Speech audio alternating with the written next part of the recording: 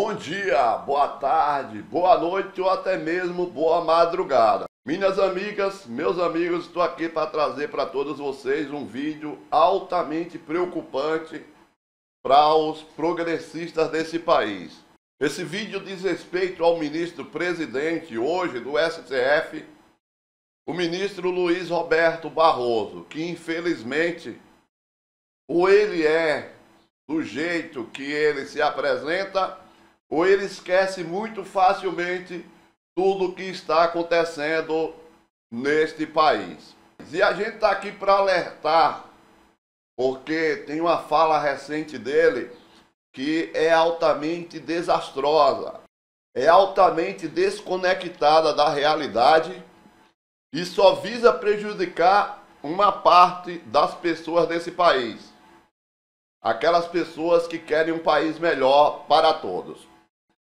Nós vamos deixar o absurdo maior para o final desse vídeo. Antes de começarmos, eu gostaria de pedir a você, meta o dedo no like e passe adiante. Vamos começar lembrando o que está acontecendo agora no CNJ. O ministro Barroso, ele é presidente do STF, consequentemente, ele preside o CNJ. O que é que acontece? A juíza Gabriela Hart, da Lava Jato, assinou acordos de leniência com empresas que ela não poderia ter assinado. Ou seja, ela assumiu para si uma responsabilidade que não era dela e causou grande prejuízo a esse país. Pois bem, a presidente do PT entrou com uma reclamação no CNJ. Essa reclamação está prontinha para ser julgada e o ministro Barroso simplesmente, quando chega no momento de trazer isso para julgar, ele salta. Ele simplesmente não põe para julgamento. Muito provavelmente, ele está se sentindo responsável e culpado. Por quê? Vamos lembrar, o ministro Luiz Roberto Barroso era um dos caras mais alinhados com a Lava Jato.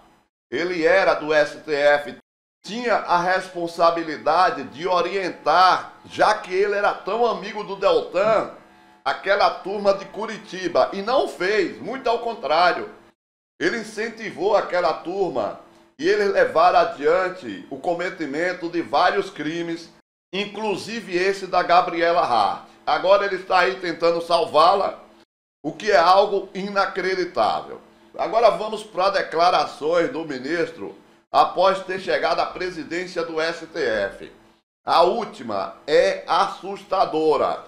Vamos para essa aqui. Vamos ouvir o que é que ele fala sobre a guerra. Ele está dando uma entrevista na Globo News, se empolga, finge que não comenta o que o Lula falou sobre Israel, mas ele comenta assim, e a gente vai analisar aqui para vocês. Vejam que absurdo. Vamos lá.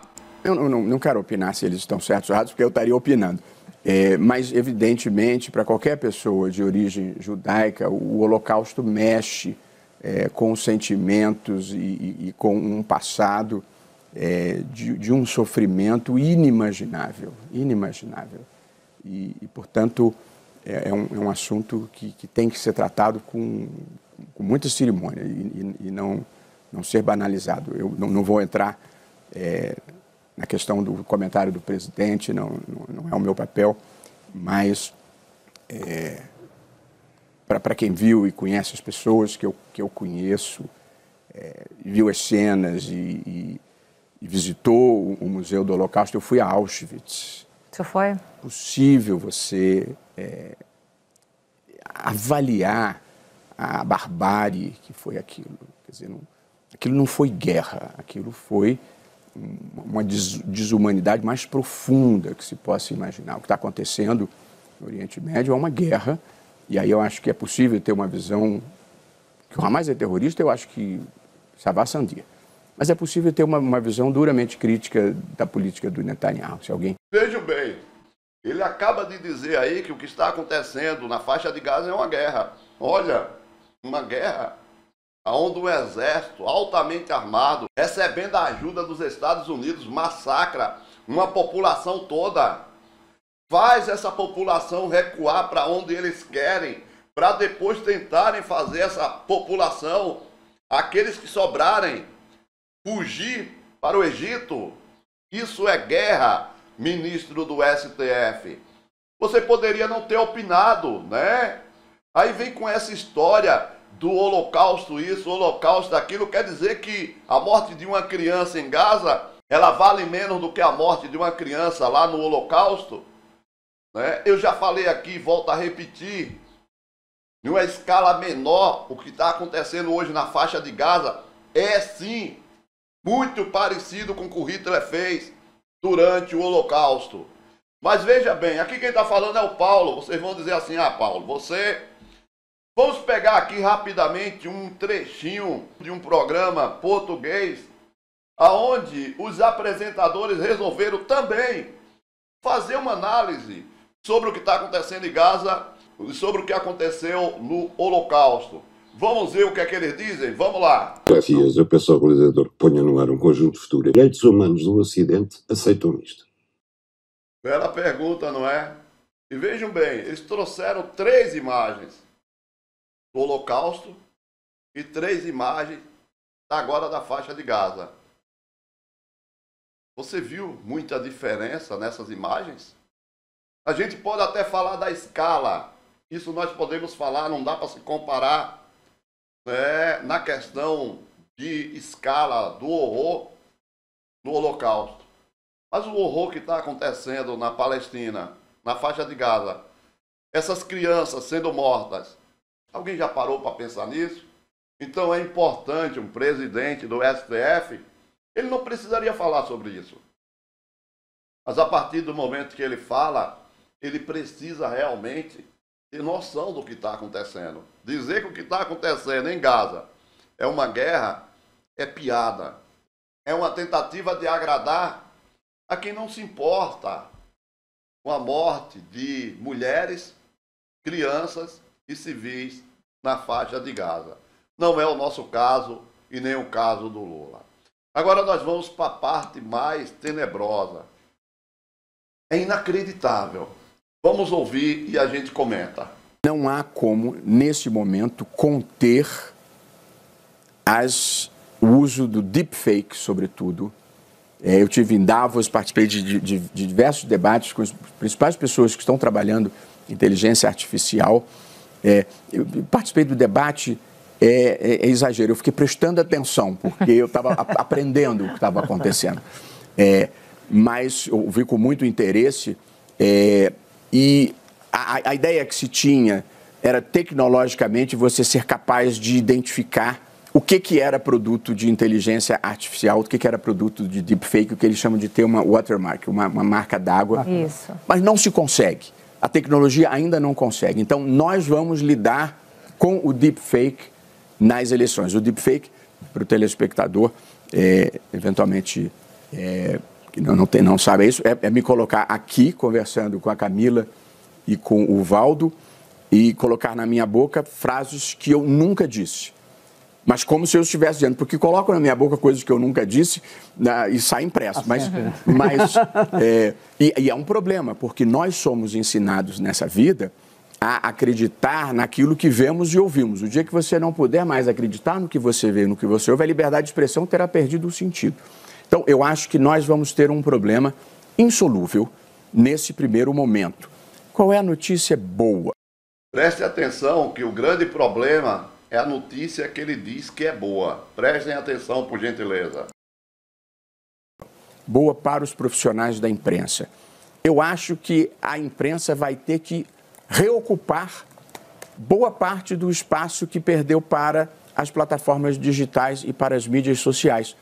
Porque a imprensa, plural como seja, ela passa uma credibilidade que as redes sociais não têm, porque a imprensa tem uma editoração, tem um filtro sobre aquilo que vai ao ar, e é muito mais fácil responsabilizar um órgão de imprensa do que você responsabilizar alguém na rede social.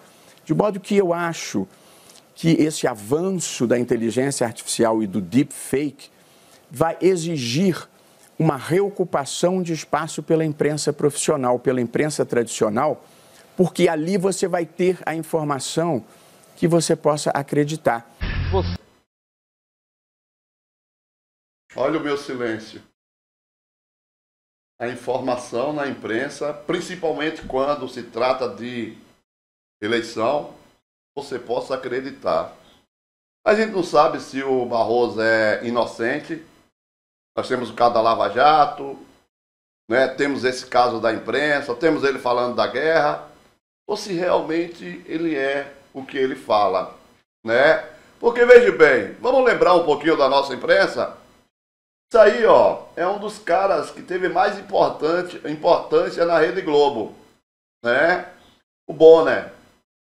E o Bonner contou no seu livro de memória como eles manipularam de todas as maneiras a eleição entre o Lula e o Collor e praticamente derrotaram o Lula. Vamos ouvir e a gente comenta.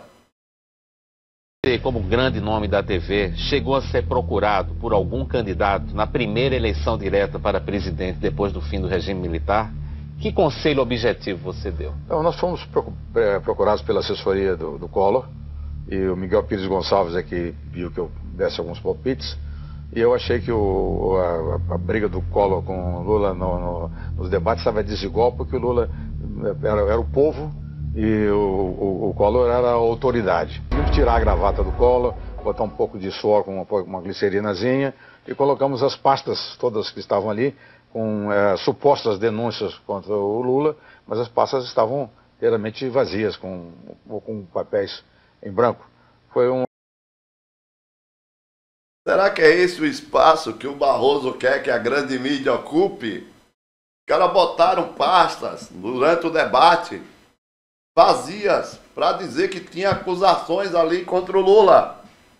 É, meus amigos. E sabe o que mais?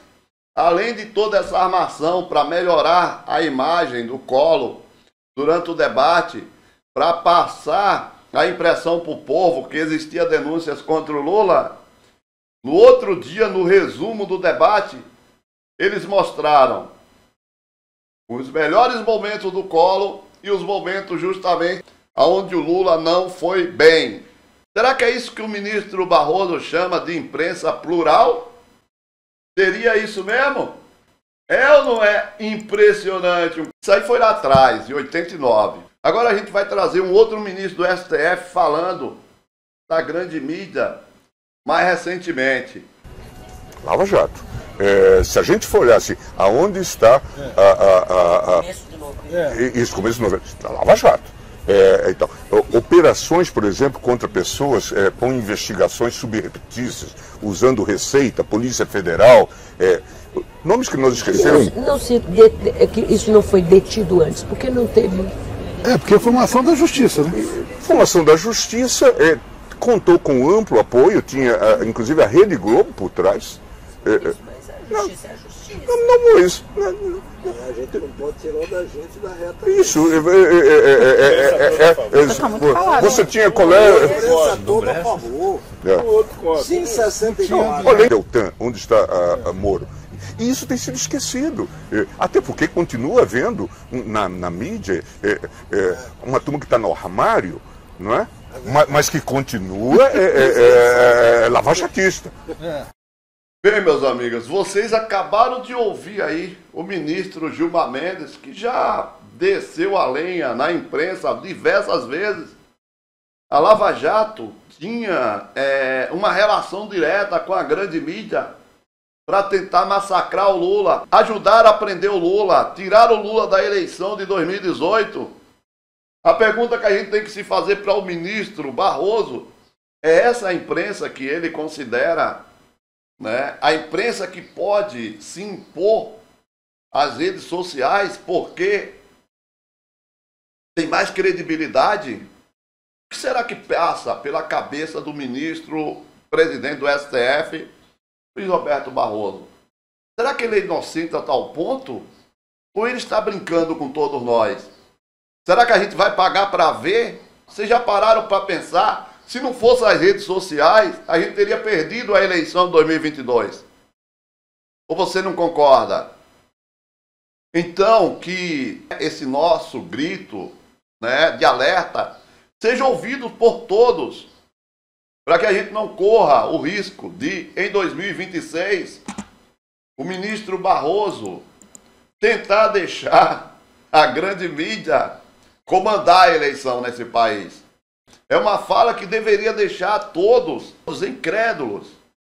Mas ele disse, dessa vez ninguém botou na boca dele, dessa vez ninguém escreveu por ele. Ele falou na Globo News. E a gente percebeu, muita gente não percebeu, mas a gente percebeu. Isso é muito perigoso. É impressionante como o ministro Barroso faz questão de não aprender as coisas. O golpe de Estado nesse país foi exatamente alimentado pela grande mídia. A gente acabou de sair, graças às redes sociais, graças à coragem de alguns no judiciário e graças à nossa luta, a luta de Lula para vencer o Bolsonaro.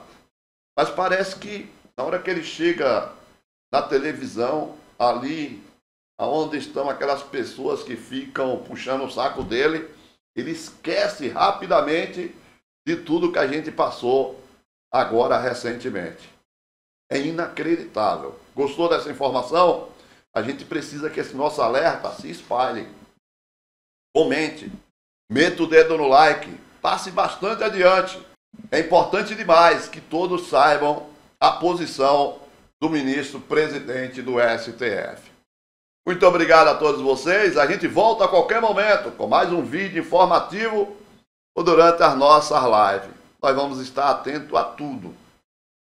E esse tipo de fala não passará sem o nosso repúdio. Obrigado, gente, e até mais.